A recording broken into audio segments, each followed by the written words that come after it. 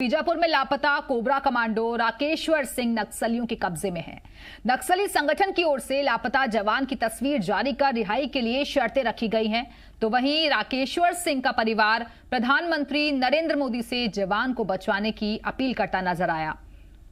उन्हें भरोसा है कि जिस तरह प्रधानमंत्री नरेंद्र मोदी विंग कमांडर अभिनंदन को पाकिस्तान से छुड़ा लाए थे, उसी तरह राकेश्वर सिंह भी सुरक्षित लौट आएंगे। आपको बता दें कि छत्तीसगढ़ के बीजापुर में 3 अप्रैल को हुए नक्सली हमले के बाद से राकेश्वर सिंह मनहास नक्सलवादियों के कब्जे में है। राकेश्वर सिंह की 4 साल की बेटी ने अपने सैनिक पिता को नक्सलियों के कब्जे से छुड़ाने के लिए मार्मिक अपील भी की है। वो ये कहते हुए रोने लगी कि किसी भी तरह उसके पापा जल्द से जल्द घर लौट आए। उधर सीआरपीएफ के जवान राकेश्वर सिंह मनहास की 4 साल की बेटी की हैं आंखों में आंसू हैं और छत्तीसगढ़ के बीजापुर में 3 अप्रैल को हुए नक्सली हमले के बाद से राकेश्वर सिंह मनहास नक्सलवादियों के कब्जे में है और यही बात उनके पूरे परिवार को परेशान कर रही है। राकेश्वर सिंह की 4 साल की बेटी ने अपने सैनिक पिता को नक्सलियों के कब्जे से छुड़ाने के लिए मार्मिक अपील भी की है। वो ये कहते हुए रोने लगी कि किसी भी तरह उसके पापा जल्द से जल्द घर लौट आए। राकेश्वर सिंह का पूरा परिवार प्रधानमंत्री नरेंद्र मोदी को एक उम्मीद से देख रहा है। उन्हें भरोसा है कि जिस तरह प्रधानमंत्री नरेंद्र मोदी विंग कमांडर अभिनंदन को पाकिस्तान से छुड़ा लाए थे, उसी तरह राकेश्वर सिंह भी सुरक्षित लौट आएंगे। मेरा पापा जल्दी वापस आ जाए। भगवान मुझे तो बहुत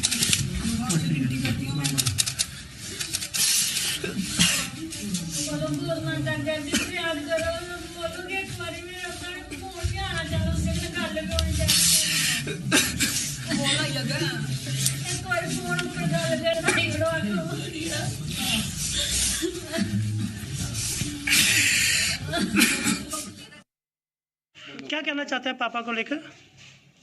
मेरे पापा मैं ये बोलती हूँ मेरे पापा जल्दी से जल्दी घर आ जाए। मैं प्रधानमंत्री मोदी को ये कहना चाहती हूँ कि मेरे पापा को जल्दी से घर ला दे। कहाँ आपके पापा? वो असम में है। छत्तीसगढ़ के बीजापुर में हुए नक्सली हमले के बाद से गायब हुए जम्मू कश्मीर के रहने वाले जवान राकेश्वर सिंह की रिहाई की मांग की जा रही है, जिसे लेकर बुधवार को जम्मू प्रेस क्लब में x central paramilitary forces welfare association और अखिल भारतीय विद्यार्थी परिषद सड़कों पर उतरा और जवान की जल्द रिहाई की मांग को लेकर प्रदर्शन किया। इससे पहले जवान राकेश्वर सिंह का परिवार भी प्रधानमंत्री नरेंद्र मोदी से मदद की गुहार लगा चुका है। दरअसल नक्सल हमले के बाद से राकेश्वर सिंह लापता हैं। वहीं नक्सलियों ने जवान की फोटो जारी कर उनके कब्जे में होने का दावा किया है और जवान की रिहाई के लिए सरकार से मांगे रखी है। हमारी जो जम्मू कश्मीर की एडमिनिस्ट्रेशन बीजेपी की है वो अभी तक सोई हुई है और केंद्र सरकार से हमारी रिक्वेस्ट है, मीडिया की तरफ से हम मीडिया को रिक्वेस्ट करते हैं, वो केंद्र सरकार गृह मंत्री को, डायरेक्टर जनरल सीआरपीएफ और छत्तीसगढ़ जो कांग्रेस के सीएम हैं उनके रिक्वेस्ट करते हैं। हमारी जम्मू कश्मीर की पैरामिलिट्री फोर्स रिक्वेस्ट कर रही है, वो जो लड़का हमारा राकेश्वर सिंह मनहास है जीडी कांस्टेबल से तुरंत नस्लियों से रिहा किया जाए।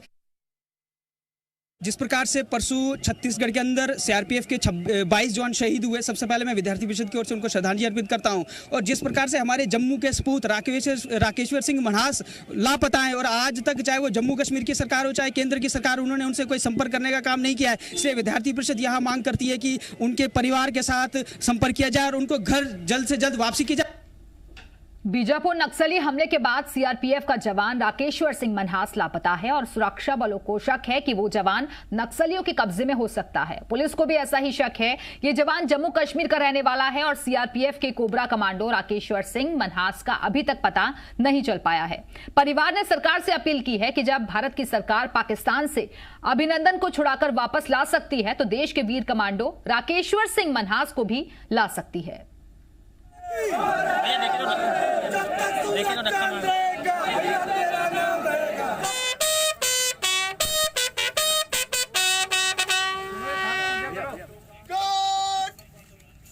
सम्मान में स्वामी से स्वागत में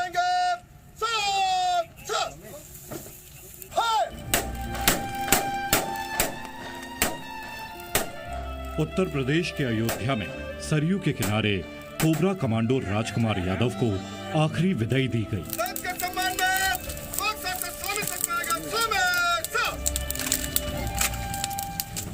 लाल आतंक से लड़ाई में लहू का अर्पण करने वाले शहीद राजकुमार यादव का बलिदान देश नहीं भूलेगा, लेकिन देश इसी शहीद राजकुमार यादव के दूसरे साथी कोबरा कमांडो राकेश्वर सिंह की सुरक्षित वापसी का इंतजार भी कर रहा है। मैं सरकार से यही कहना चाहती हूँ कि जल्द से जल्द उनकी रिहाई हो जाए, वो सुरक्षित वापस आ जाए।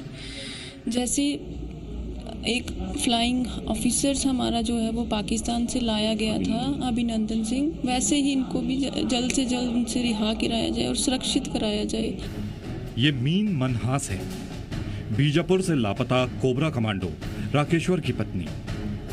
इन्हें पक्का यकीन है कि सरकार राकेश्वर सिंह को जरूर वापस लाएगी, क्योंकि इन्हें याद है वो दिन जब पाकिस्तान एयरफोर्स के विमानों ने भारत में घुसपैठ की हिमाकत की थी और उन पाकिस्तानियों को खदेड़ते हुए विंग कमांडर अभिनंदन ने पाकिस्तान के F-16 को ढेर कर दिया था और तब पाकिस्तान ने अभिनंदन को पकड़ लिया था। हिंदुस्तान के वीर जवान की सुरक्षित वापसी के लिए भारत सरकार ने पाकिस्तान को अल्टीमेटम दे दिया था और पाकिस्तानी सरकार के पांव कांपने लगे थे। 2 दिन के अंदर विंग कमांडर अभिनंदन सुरक्षित भारत लौट चुके थे। जम्मू के कमांडो राकेश्वर सिंह मनहास को हिंदुस्तान के उसी पराक्रम पर भरोसा है, क्योंकि मुठभेड़ के 3 दिन बाद भी कमांडो राकेश्वर को ढूंढा नहीं जा सका है। कल पूरा इलाका में सर्च अभियान की गए थे, उसमें जितना भी हमारा 20 जो जवान का जो शहीदों का डेड बॉडी रिकवर की गए थे, पूर्व में 2 शहीदों की डेड बॉडी पहले दिन ही मतलब हम लोग रिकवर कर लिए थे। कुल 22 लोग का रिकवर की गई थे और जितना भी घायल लोग हमारा पास अभी इलाजरत हैं, लेकिन एक जवान का वेराबोट्स नहीं मिल रहा है। इसका संभावना बनते मतलब उन्होंने कई अभी भी जो जंगल क्षेत्र में है या किसी जो माओवादी के कब्जे में, उसका भी एक पॉसिबिलिटी बनते हैं।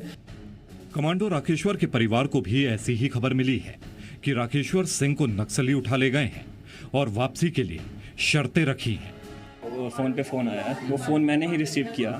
उनका कुछ अतुल राठौड़ करके है, तो उन्होंने मेरे को बोला है कि मेरी उनसे नक्सलाइट से बात हुई है, उनका कुछ लिंक्स कि उन्होंने बोला है कि मतलब वो जहाँ भी है हमारे पास है, उन्होंने उसको कैप्चर करके रखा है, सेफ़ है, हम उसको वापस भेज देंगे।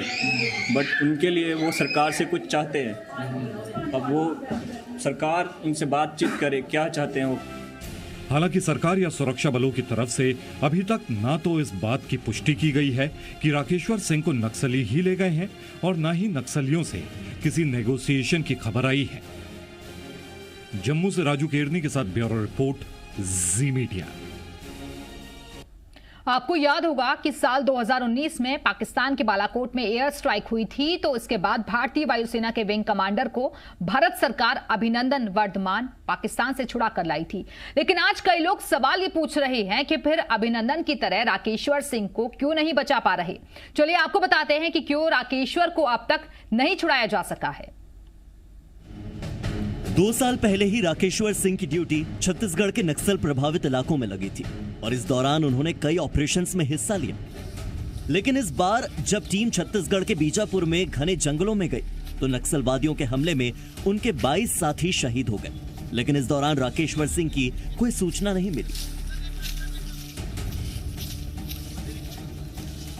इस नक्सली हमले की जिम्मेदारी लेने वाले प्रतिबंधित संगठन सीपीआई माओवादी ने इस पर एक चिट्ठी लिखी है, जिसमें इस संगठन ने माना है कि राकेश्वर सिंह नक्सलवादियों के ही कब्जे में है।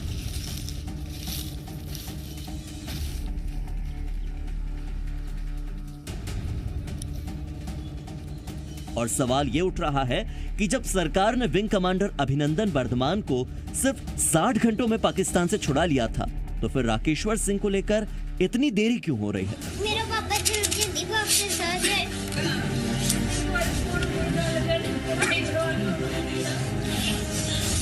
लेकिन इसका जवाब यह है कि यह लड़ाई अपनों के ही खिलाफ है और ऐसी लड़ाइयों में सुरक्षा बलों के हाथ मानव अधिकारों की बेड़ियों से बंधे होते हैं। क्योंकि आज अगर सरकार राकेश्वर सिंह को कोई बड़ी कार्रवाई करके छुड़ा भी ले, तो फिर भी इस देश के कुछ लोग सरकार और सुरक्षा बलों के ही खिलाफ खड़े हो जाएंगे। अंतर्राष्ट्रीय संस्थाएं भी भारत में मानवाधिकारों को खतरे में बता देगी और यही हमारे देश का असली दुर्भाग्य है। इसीलिए हम राकेश्वर सिंह को छुड़ाने की सरकार से मांग करते हैं और राकेश्वर सिंह का परिवार भी यही दुआ कर रहा है। जब हमारी टीम जम्मू में राकेश्वर सिंह के घर गई तो वहां माहौल गमगीन था। परिवार की आंखों में आंसू थे और परिवार के सभी लोग एक कमरे में इकट्ठा होकर इस उम्मीद में बैठे थे कि कभी भी राकेश्वर सिंह का फोन आ सकता है। आज ये परिवार चिंता में है, दर्द में है, क्योंकि इस परिवार का बेटा नक्सलियों से लड़ने गया था और इसीलिए हम कहना चाहते हैं कि ये सिर्फ इस परिवार की मुहिम नहीं बल्कि ये हमारी भी मुहिम है और ये पूरे देश की मुहिम होनी चाहिए कि कमांडो राकेश्वर सिंह सुरक्षित अपने घर वापस लौटे। ब्यूरो रिपोर्ट, जी मीडिया। कोबरा बटालियन के जवान राकेश्वर सिंह की घर वापसी को लेकर ब्रजमोहन अग्रवाल ने कहा है कि 22 जवानों की शहादत तो हो गई है, लेकिन एक जवान को बचाया जा सकता है। ये सरकार की जिम्मेदारी है। मुझे लगता है मानवीयता के नाते अब इसमें कोई बार्गेनिंग नहीं होनी चाहिए। नक्सलवादियों को तुरंत उस जवान को रिहा करना चाहिए जिससे कि वो अपने परिवार के पास पहुंचे। 22 जवानों की तो बलि हो गई है, परंतु अगर एक जवान बचा है तो उसके परिवार के पास में वो जवान सुरक्षित पहुंचे। ये नक्सलवादियों की भी जिम्मेदारी है कि वो उनको छोड़ दें और साथ में ये सरकार की भी जिम्मेदारी है कि उसका रास्ता निकालकर उस जवान को छुड़वाने के लिए कार्रवाई करें। वहीं बस्तर सांसद दीपक बैज ने नक्सलियों से कोबरा बटालियन के जवान राकेश्वर सिंह को बिना शर्त रिहा करने की अपील की है।